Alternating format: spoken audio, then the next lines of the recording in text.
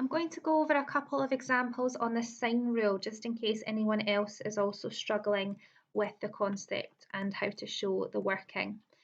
So this question was taken from your booklet, it's page 15, question 2F. Now you're given some angles outside of the triangle, so these are exterior. We want the interior angles, and we know that inside a triangle, all angles add up to 180. Also, we know that on a straight line, these two angles add up to 180 degrees. So if we've been given 154 degrees here, it would be 26 degrees inside the triangle. If we have been given 105 degrees, this would be 75 degrees here. Okay, this diagram has not been drawn to scale. Now, we also know that inside a triangle, these should add to 180, therefore 75 plus 26 subtracted from 180 gives you 79 degrees here. So now that I have inserted a lot of information there, I'm going to put some labels onto this triangle. Get my capital A here, small a here, capital B, small b, capital C, small c. And it doesn't matter if you chose A at the top or A down here first, as long as the lowercase letters are directly opposite the capital letters, that's all that really matters at this stage. Okay, now we need to use the sine rule, and it's the sine rule because we do have the lowercase c and its opposite angle. We do also have lowercase b and its opposite angle. We don't have any information for lowercase a, so we will not be using a over sine a. We'll be using b over sine b, and the sine rule states that we can equal this to c over sine c. Okay, and this is given to you in the exam formulae list, so don't worry, you don't need to memorise this. Now, let's insert everything that we know into this. So, lowercase b is 29 centimetres, capital B is 75 degrees, lowercase c is your x, your unknown length that you're about to find, capital C is 79 degrees. Okay, so the next thing you need to do is you need to cross multiply. Now, the reason why we cross multiply is because you're trying to find x, and that's on the numerator. And usually if we have a fraction in an equation, we would multiply by the denominator. So we could do separate working. We could multiply both sides by sine 79, and that would get rid of the denominator here. But instead of writing that working, we just remember to use the cross multiply symbol here, and that will help you find your x. Okay, so what we have for x right now is that when x is multiplied by sine 75, we have 29 multiplied by sine 79 degrees.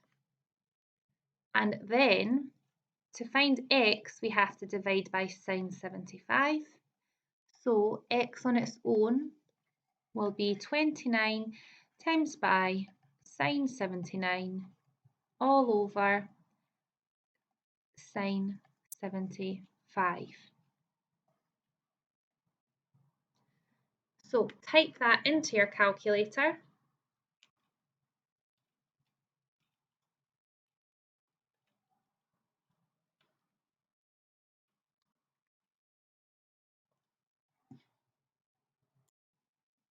And that gives you 29.471.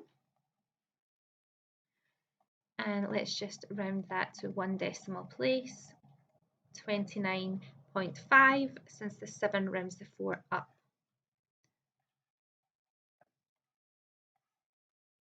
Okay, so the final answer is 29.5 centimetres for your x value. Okay, in the second example here, We are asked to find theta. That's our unknown value. We have 6 centimeters, 7 centimeters, and a 40 degrees inside the triangle here. So let's label the triangle first of all. This time I'll put the capital A here, lowercase a, capital B, lowercase b, capital C, lowercase c. Now, as you can see straight away, you have information for B and capital B, lowercase a and capital A. So let's go straight into the sine rule using A and B values. So let's start off our working with A over sine A equals B over sine B. Now, A is 7, capital A is theta, lowercase b is 6 centimeters, capital B is 40 degrees. Now, we are going to use the same working as before. If you're trying to find sine theta and it's on the denominator, we do want to get rid of the denominator on a fraction, so we would multiply both sides by the denominator by sine theta. Instead of trying to memorize that, we're just going to use the cross multiply here. So at this stage, we have 7 multiplied by sine 40 equals 6 multiplied by sine theta. And you're trying to find sine theta, so you'll have to divide by 6 on both sides. I'm going to put sine theta at the front now. So sine theta equals 7 multiplied by sine 40 all over 6. And we type this into the calculator. Okay. Now, that answer is for sine theta, not for theta. So at this stage, once you have typed this in, and it gives you 0.7499, what I would like you to do is keep that answer in your calculator, but press Shift and then Sign, and press the answer button, because that will then work out the inverse to get you theta instead of sine theta. So that gives you 48.583. I'm going to put dot dot dot, and we'll round that to 1 decimal place. 48.6 degrees.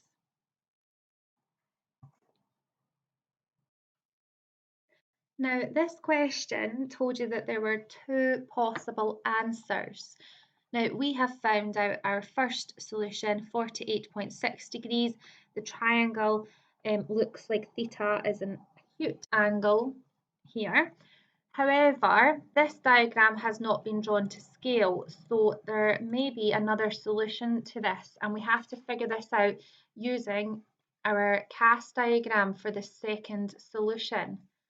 Okay, so we have our quadrant 1 and quadrant 2 values that we need in our final answer, and A is our first related acute angle, which we have found out as being 48.6 degrees. Therefore, in the second quadrant, the second answer here would just be 180 subtract the 48.6 to get our second solution. So what I'm just going to write is that in quadrant 1, we found out that x was 48.6 degrees. In quadrant 2, x is also equal to 180 subtract 48.6, so 131.4 degrees. So for our very, very final answer, I can now put that the 2 possible solutions are 48.6 degrees and 131.4 degrees. I'm going to just underline that. It's not the best underline.